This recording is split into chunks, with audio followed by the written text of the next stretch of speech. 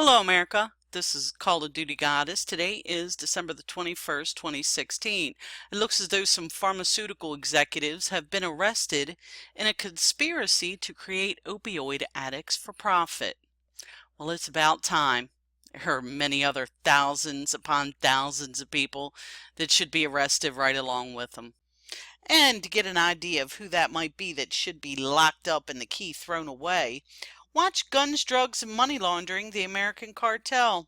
I did a video on this about a month ago on my backup channel here about how our government has been trafficking drugs and guns for a very, very long time. In this video, I used just about all mainstream media sources from the 80s and the 90s. Took a lot of digging, but I found them. And the reason I did that is so you can share it with your friends who would not believe you for a second that our government traffics drugs and guns and has been doing it for a very, very long time. I'll leave the link below for this. And one more thing I wanted to mention in this video, and that's the methadone clinic, which is also known as liquid handcuffs, which is a pharmaceutical company's dream come true. And if you do just a tiny bit of research on this, you will see that Big Pharma, the companies that make the methadone, the Suboxone, and all that crap that's even more addictive than heroin, you'll see that your politicians are getting money from these people. But for now, let's just stick to this article. Overdoses from opioids, synthetic opioid drugs, and heroin have become a genuine epidemic, killing tens of thousands of Americans a year, swamping emergency services, and creating a booming economy out of rehab. There are a number of causes to this problem, and while hardcore drug addiction may have complicated roots, there's no denying that our society is absolutely flooded with many different types of opioid drugs. The market for legal and illegal opioids has become so huge that prescription pills and fake hybrid pills are being mass-produced and shipped into the U.S. from places like China. Furthermore, pharmaceutical makers have continued to develop stronger and stronger pain meds, and doctors are contributing by overprescribing these drugs. But in a truly shocking case, several pharmaceutical executives have just been arrested for scheming to create addicts off of painkillers based on the strongest, most addictive, and most deadly synthetic opioid in the world today, fentanyl. So powerful, in fact, that many are calling it the kill pill. Fentanyl is an opioid. Its effect on the body is exactly like heroin or any other opiate-based medication, but fentanyl is 50 times stronger than heroin, up to 100 times stronger than morphine, and it's stronger than any prescription painkiller on the market. So imagine what would happen to a person if they got a hold of some heroin that was cut with fentanyl. And that seems to be happening a lot, and it's killing a lot of people. Fentanyl-laced heroin is worsening the nation's overdose crisis. Some drug dealers are using an illicit version of fentanyl, an anesthesia drug, to increase the potency of heroin that has been diluted. In March, the DEA issued a nationwide alert in response to a surge in overdose deaths from heroin laced with fentanyl. Earlier this month, federal prosecutors in the state of Massachusetts announced the arrest of 6 former pharmaceutical executives of Insys Therapeutics Incorporated, a manufacturer of fentanyl-based pain medication called Subsist. Their nefarious scheme was a well-organized plot to have doctors overprescribe this medicine and ensure that pill shoppers were well supplied.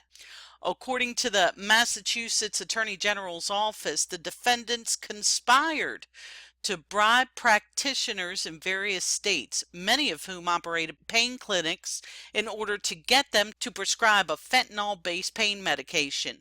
The medication, called Subsist, is a powerful narcotic intended to treat cancer patients suffering intense episodes of breakthrough pain. In exchange for bribes and kickbacks, the practitioners wrote large numbers of prescriptions for the patients, most of whom were not diagnosed with cancer. Let's think about this. You have a pharmaceutical company bribing doctors to overprescribe a type of medication. And then these people get addicted to this medication. They find they have a problem and they are physically addicted because that's what opiates do. They physically addict you. After that, you try to get off of this physical addiction. When you do that, you go to your doctor, you go to your loved one, you go to your local government for help. They point you in the direction to methadone and Suboxone, which starts the same cycle over again with Big Pharma. It's a win-win, win-win, win-win, win for Big Pharma, because how much do you want to bet the Big Pharma company that makes methadone and Suboxone are the ones that are bribing and giving money hand over fist to the local politicians? These local politicians say, oh my goodness, we need to start up a methadone program to help people. When in reality, ever since America has invaded Afghanistan, our heroin epidemic has skyrocketed. And what's the biggest supplier of the globe's heroin? Afghanistan. And because of the fact that most people become addicted to heroin because of them being overprescribed opiates by doctors, they end up becoming addicted to heroin. Then to get off of heroin, here we go again, round and around and around on that cycle. So let's check out the details of the indictment, and this is paraphrased by Slate, and it includes these allegations. Insys paid doctors to give educational lectures about the use of Subsist.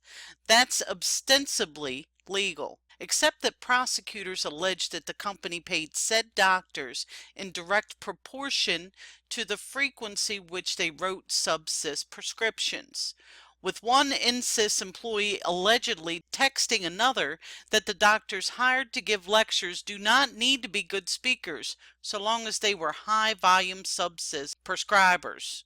These lectures, meanwhile, were allegedly often nothing more than dinners at high-end restaurants, attended only by the doctors getting paid, the Subsist employees paying them, and the doctors' friends. One Florida doctor is alleged to have made $275,000 in speaking fee bribes in 3 years. Insys allegedly continued to work with some doctors who prescribed Subsist frequently, even after becoming aware internally that those doctors were known for running dubiously legal Dr. Feelgood pill mills.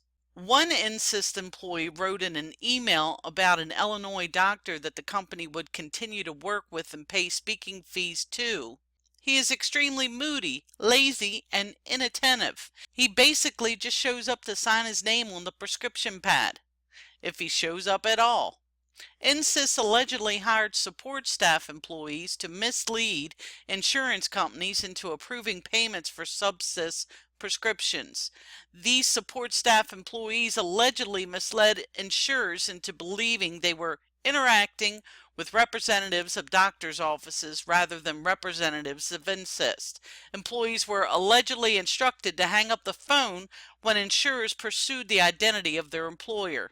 These support staff employees are also accused of systematically falsifying specific diagnosis information, claiming patients had difficulty swallowing, for example, that they knew would make insurers more likely to authorize Subsist purchases. Now, I'd like to give some final thoughts of my own on this. So these pharmaceutical executives were arrested in conspiracy to create opioid addicts for profit. I would say that we should look into the methadone clinics and the makers of Suboxone and methadone and see where their money goes. And I think I may be investigating this and give you more information on it, because I think there should be a class action lawsuit against the makers of Suboxone and methadone. Because when you go to one of those clinics and you ask for help, you are not told that methadone and Suboxone is even more addictive and harder to get off of than heroin. This is Call of Duty Goddess, and I am not finished with this subject yet. I'll leave the links below. Signing off, and as always, I've got your six.